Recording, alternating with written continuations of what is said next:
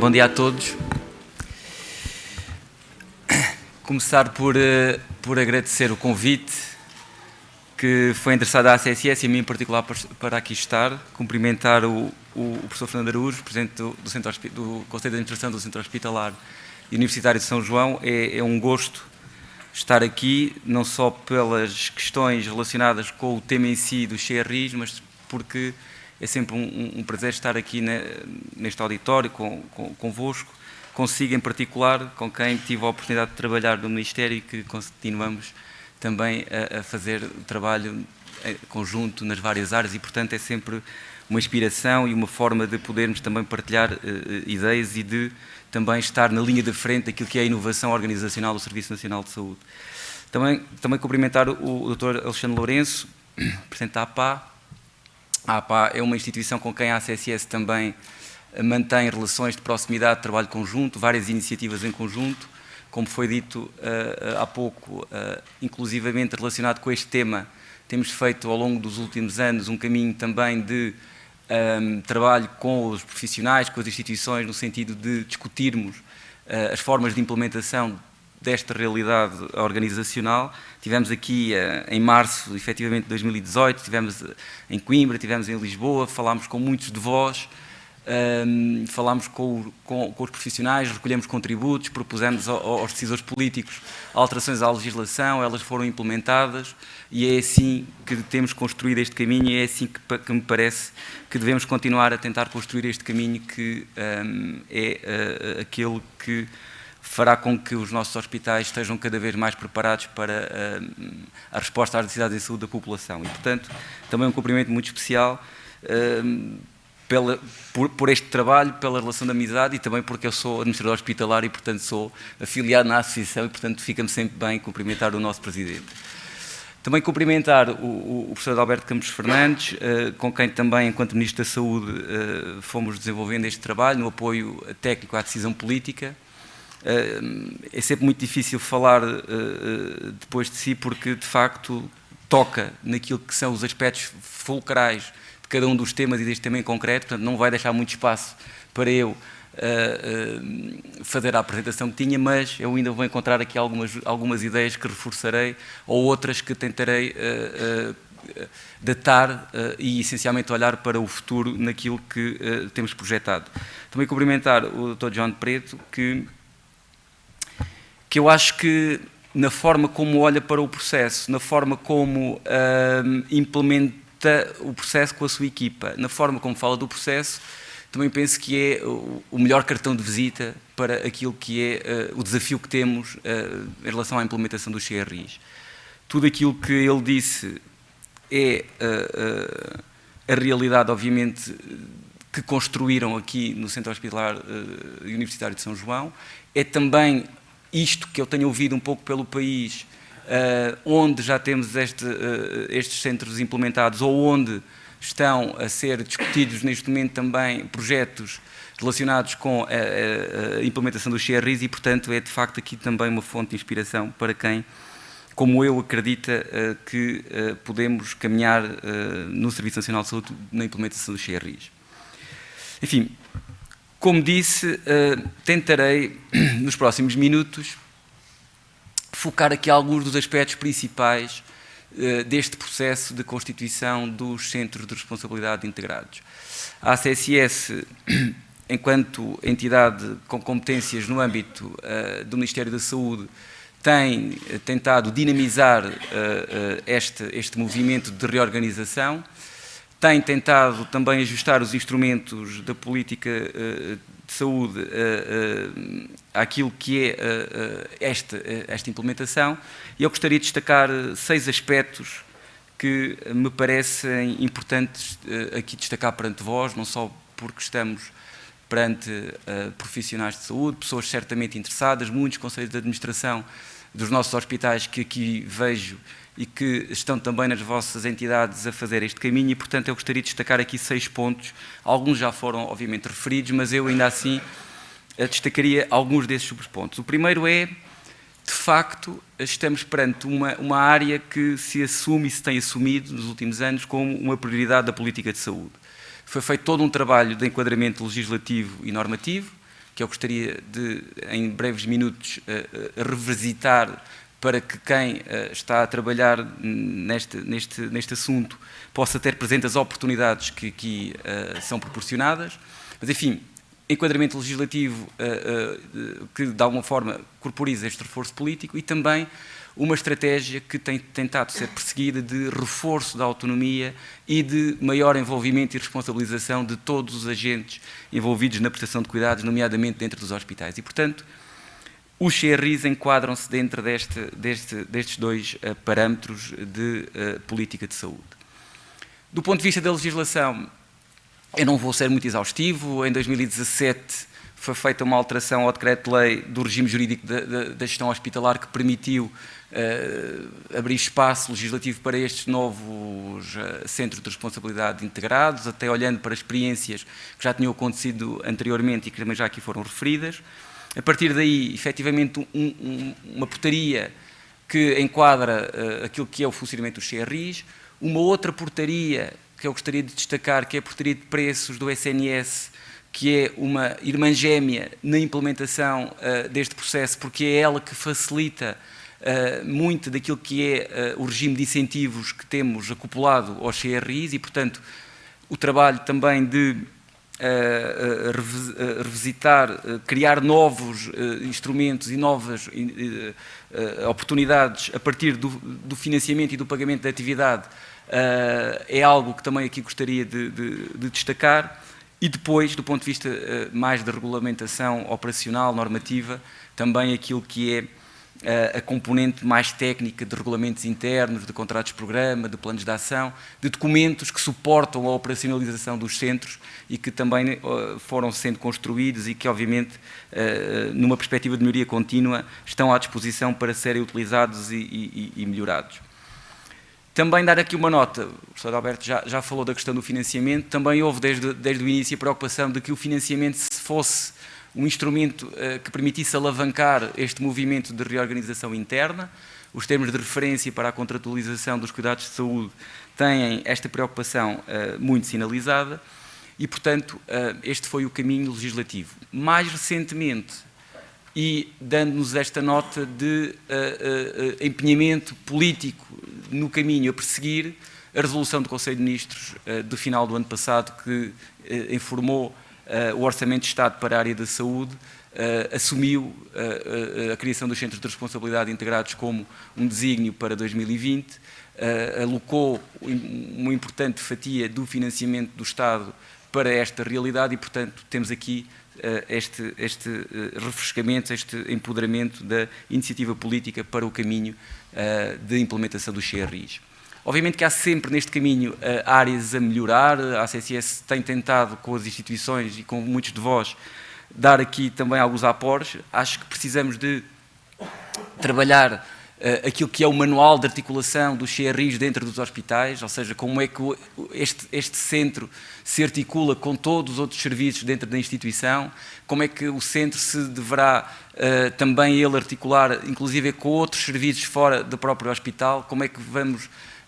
fazer com que esta realidade entre na orgânica dos hospitais de forma o mais harmonizada e adequada possível, e portanto esse é um caminho que, fruto agora da experiência, também temos como objetivo continuar a trabalhar com as instituições, e uma outra área que tem a ver com a avaliação económica de todos estes processos. Já aqui foi dito, há claramente benefícios em termos daquilo que é a eficiência da utilização dos recursos. Eu acredito que temos que ir mais além, temos que garantir, obviamente, a eficiência, temos que também garantir a criação do valor para os utentes, desde logo, que são os principais beneficiários, no meu entendimento, desta reorganização interna, mas também para os profissionais, para as instituições como um todo e para o SNS. Para o SNS, que é também algo que eu gostaria mais à frente de deixar aqui uma ou duas notas. E, portanto, esta ideia da avaliação económica como o objetivo permanente de medirmos os benefícios, de partilharmos esses benefícios, de medirmos o valor e de podermos efetivamente partilhar esse valor com todos os intervenientes é algo que também gostaríamos de, nos próximos tempos, continuar a trabalhar convosco. A segunda nota que eu gostava de vos dar Ainda dentro deste ponto aqui da prioridade política e da questão legislativa, também dar-vos aqui uma nota que mais à frente também voltarei a ela, mas que tem a ver com a flexibilidade. Eu acho que se há marca que este enquadramento legislativo tem, é permitir a flexibilidade que faça com que localmente sejam encontradas as melhores soluções para cada uma das realidades concretas de cada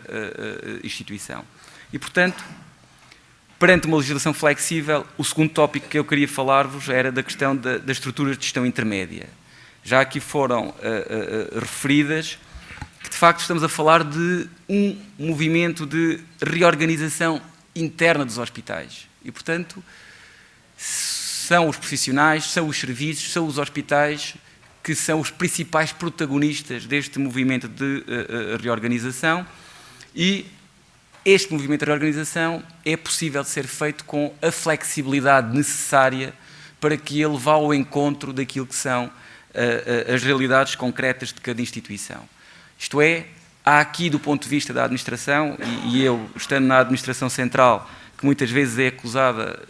de centralismo ou de poder ter algum conjunto de decisões que muitas vezes não estão devidamente envolvidas dentro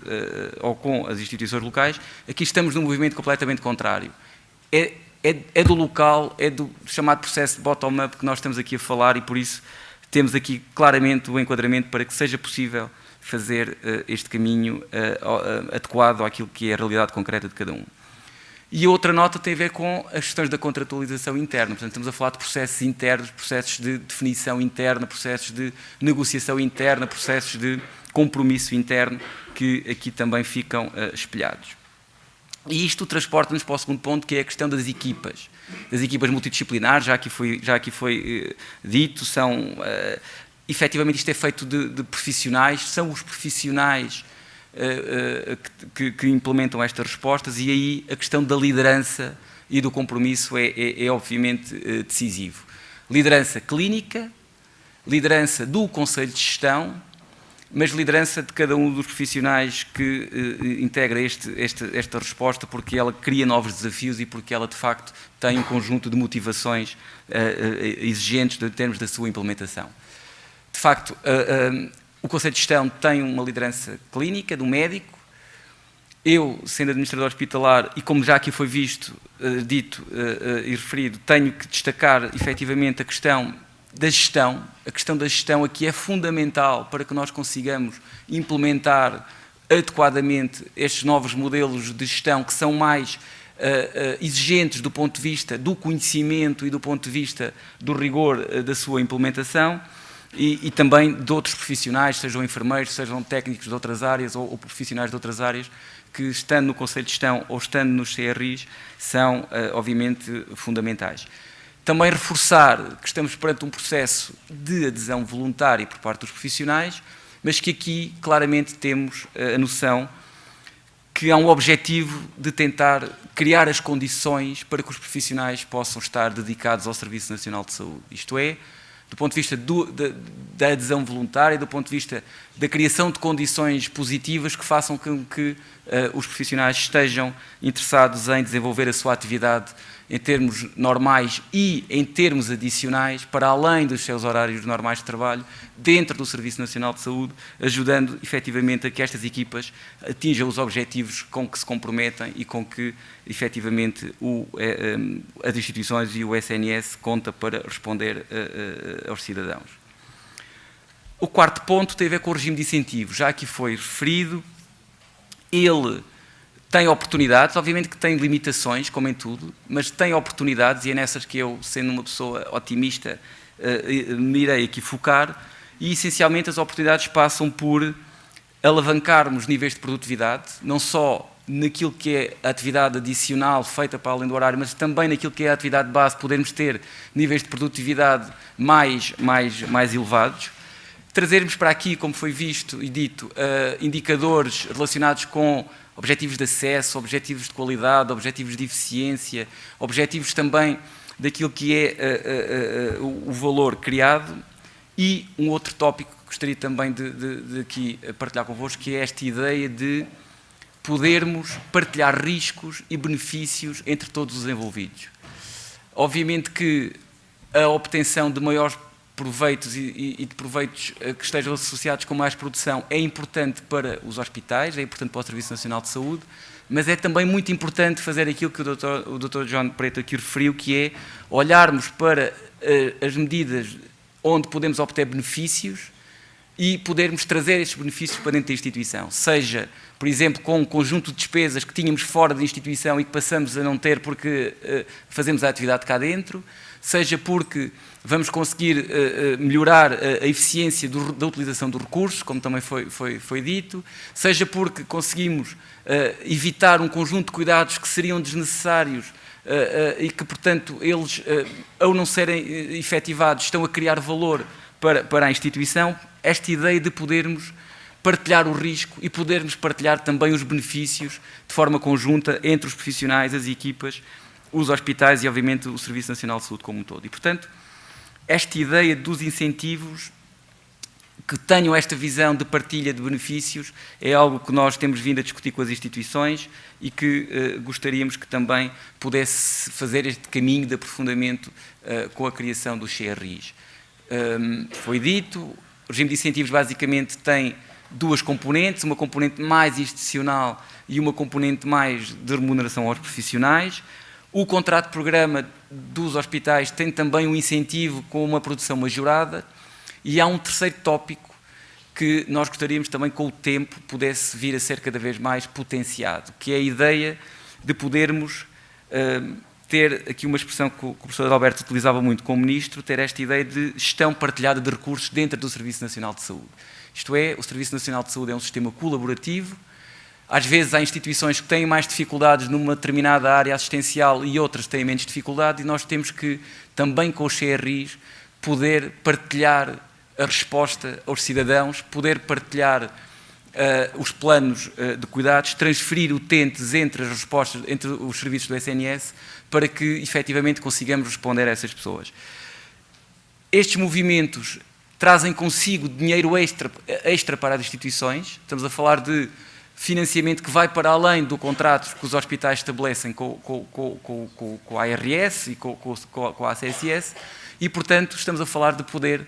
responder dentro do Serviço Nacional de Saúde às pessoas e de o dinheiro circular também dentro do Serviço Nacional de Saúde, e essa é outra oportunidade que me parece que os centros de responsabilidade integrados nos deixam de forma muito clara para conseguirmos não só responder à população que temos no nosso hospital, mas também olhar para os hospitais do lado e podermos, em conjunto, encontrar as respostas para que as pessoas necessitam, que são cada vez mais exigentes e que, do ponto de vista do SNS, nos coloca também o desafio de respondermos de forma articulada. Um quinto tópico tem a ver, então, olhando aqui já um bocadinho para o presente e para o futuro, então em que áreas é que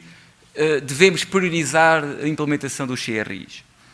Basicamente, três ideias. A ideia de criarmos este nível de resposta que tem estas características em áreas onde nós tenhamos listas de espera para resolver, ou seja, a um regime, a uma necessidade maior de resposta às pessoas. Este modelo permite também uma maior capacidade de resposta das instituições e, portanto, priorizarmos áreas onde é necessário respondermos a listas de espera, priorizarmos áreas onde podemos ser mais eficientes na forma como gerimos os recursos e, uma terceira ideia, priorizarmos áreas onde existe capacidade instalada dentro do Serviço Nacional de Saúde e onde nós podemos utilizá-la para responder melhor àquilo que é as necessidades da população. Em termos concretos, enfim, eu fiz aqui esta organização, mas é uma organização livre minha. Em termos concretos, hoje temos, aqui foi dito, cerca de 20, 25 CRIs a implementação, em vários estadios de implementação, alguns já em funcionar em pleno, outros a começar a atividade, outros a ultimar o início deste arranque de atividade, e eles estão distribuídos por várias áreas. Eu diria que, com a legislação atual e a minha expectativa e experiência, é que nós não vamos ter dois CRIs iguais no país. Não vamos ter 2 CRIs iguais no país. Os CRIs serão aquilo que localmente cada instituição construir de acordo com as necessidades que tem e a realidade que tem. E, portanto, temos CRIs neste momento em atividade já no âmbito da oftalmologia, temos alguns no âmbito da ortopedia, da urologia, enfim, especialidades cirúrgicas onde efetivamente existe mais necessidade de resposta à população. Temos também alguns nas áreas médicas, na área da pneumologia, na área da gastro, na área da medicina interna, também trabalho a ser feito na psiquiatria. Portanto, realidades muito distintas, obviamente, em termos assistenciais, mas que podem tirar partido destes modelos. Também na área do diagnóstico e da terapêutica, na área da imagiologia, também discussões já muito avançadas na sua implementação. A área da medicina nuclear também é uma área que já no passado temos discutido bastante e que está também neste momento a ser implementada. A área da reabilitação, nos centros de reabilitação essencialmente. A área da diálise, também uma área onde o Serviço Nacional de Saúde pode reforçar a sua capacidade de resposta própria e onde, obviamente, os CRIs têm também um enquadramento legislativo que permite rentabilizar a resposta também nesta área. E depois, áreas mais relacionadas com os serviços propriamente ditos, os serviços de urgência, os serviços também de hospitalização domiciliária, que é outra reorganização importante para a modernização dos nossos hospitais e da resposta à população. E depois também alguns CRIs mais focados no percurso clínico das pessoas, nos percursos assistenciais, como, por exemplo, acontece, e aqui coloquei obesidade, sono, oncocirurgia, cardiovascular e hepatobilipancreátrica e, portanto, várias áreas onde a flexibilidade legislativa permite tirar partido daquilo que estamos aqui a falar e, portanto, oportunidades relacionadas com a definição da carteira de serviços que possa definir o perfil assistencial mais adequado a cada resposta em negociação com o Conselho de Administração. E depois também, aquilo que também já aqui foi referido, tirar partido desta ideia de acoplar à prestação de cuidados o ensino e a investigação, no sentido de termos os tais centros mais diferenciados e de excelência nas várias áreas onde os CRIs possam intervir. Do ponto de vista da ACSS, neste momento, e porque a realidade começa a ser visível e começa a ter uma dimensão maior, estamos neste momento a trabalhar no modelo de harmonização do acompanhamento da criação dos CRIs e depois do acompanhamento da atividade dos CRIs. Nos próximos tempos teremos também, em termos práticos, interações convosco neste sentido, mas a ideia é podermos também aqui ter um acompanhamento mais pormenorizado daquilo que é este processo de criação dos CRIs. Para terminar, a questão do alinhamento, já aqui também foi referida, mas a questão do alinhamento e dos recursos, não é? Enfim, dentro daquela ideia de reforço da autonomia e da responsabilidade aos vários níveis da administração e, neste caso, o Serviço Nacional de Saúde,